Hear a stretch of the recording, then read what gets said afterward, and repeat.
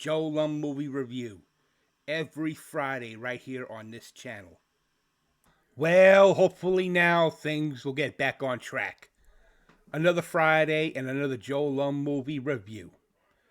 Just last week, I finally done my review of the 1995 film Bad Boys with Will Smith and Martin Lawrence. This week, I will be reviewing Bad Boys 2, a 2003 comedy action film, once more directed by Michael Bay and produced by Jerry Bruckheimer. Will Smith and Martin Lawrence, along with Joe Pantoliano, reprised their roles as detectives Mike Lowry, Marcus Burnett, and their commanding officer, Captain Conrad Howard. In the sequel, Mike and Marcus investigate the flow of illegal drugs going into Miami. To make a long story short on the backstory, producers Don Simpson and Jerry Bruckheimer were interested in doing a sequel. However, as I mentioned in my last movie review, Simpson died of heart failure due to cocaine overdose in January of '96. Then plans were scrapped a year later due to Sony's dissatisfaction with the draft script that was presented to the executives there. Then a husband and wife team of Cormac and Marianne Wibberley were asked to do a script by an executive at Bruckheimer's film company. The first draft was written. It was pitched to Bruckheimer, who liked it. Fast forward to the spring of 2002, Ron Shelton was hired to rewrite the script, with Jerry Stahl doing a rewrite on Shelton's script. He was initially brought in on a week-long rewrite of the script, but ended up staying for several weeks.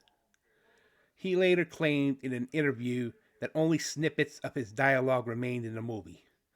The final screenplay was credited to Ron Shelton and Jerry Stahl as the screenwriters, and with the story credit going to the Wibberleys.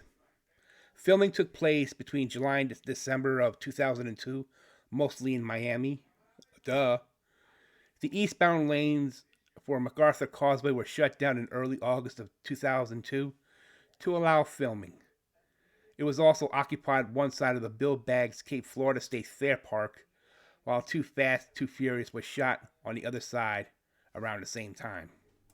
At the start of the movie, Miami detectives Mike Lowry and Marcus Burnett are investigating drug trafficking of ecstasy in Miami.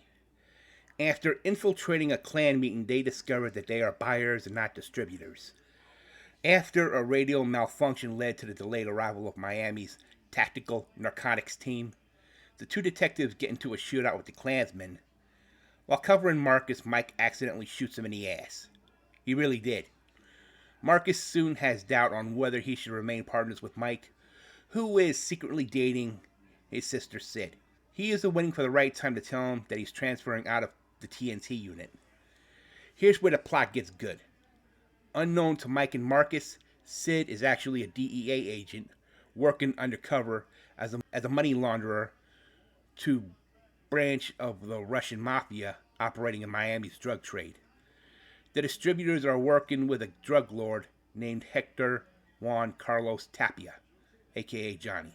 Following the laundering of a large sum of money, Sid gets intercepted by a Haitian Zoe Pound gang while transporting the money. Marcus and Mike were working on a tip from an informant who had followed the Haitians, which led to a wild gun battle and car chase through Miami along the MacArthur Causeway, resulting in significant collateral damage. The duo soon get verbally blasted by Captain Howard, who is even more pissed off that the DEA is running an investigation without his consultation. After tracking down and taking down the Haitians, Mike and Marcus soon learn from one of them that Johnny Tapia is using a local mortuary as a front of his operations. To gain more intel, the duo pose as exterminators responding to a rat infestation at Tapia's Miami residence. Meanwhile, Johnny begins to mix business and personal with Sid, where he intends for her to launder all the money for his operation. Later on, Mike and Marcus infiltrate Tapia's mortuary. Inside, they discover he is using cadavers and coffins to smuggle money and drugs in and out of the country. The evidence is sufficient for Captain Howard to authorize a raid on both Johnny Tapia's house and mortuary in collaboration with the DEA and the U.S. Coast Guard. With nearly everything confiscated in the raid, Johnny flees to Cuba and takes Sid as his hostage. This led to Mike, Marcus, along with the DEA agents and members of TNT to head out to Cuba to infiltrate Tapia's mansion and save Sid. In the end, Johnny Tapia gets shot by Marcus and he falls on a landmine, blowing his body to bits. At the end, Mike, Marcus, and Sid celebrate by having a barbecue at the Burnett family backyard, and Marcus tells Mike that he's decided to remain partners with him. With a budget of $130 million to make, Bad Boys 2 was released in theaters on July 18th, 2003, by Sony Pictures releasing under the Columbia Pictures label. The movie, for some dumb reason, got generally negative reviews.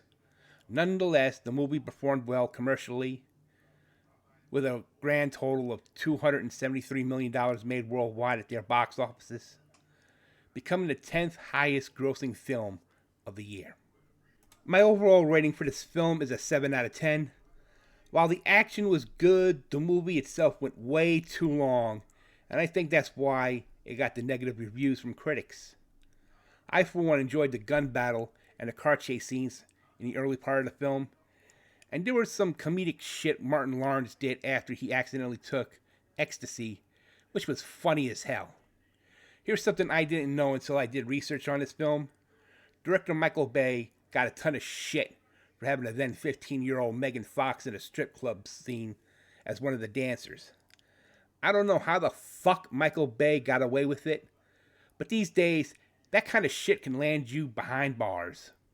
For more movie reviews such as this, subscribe to my channel. Thank you for watching.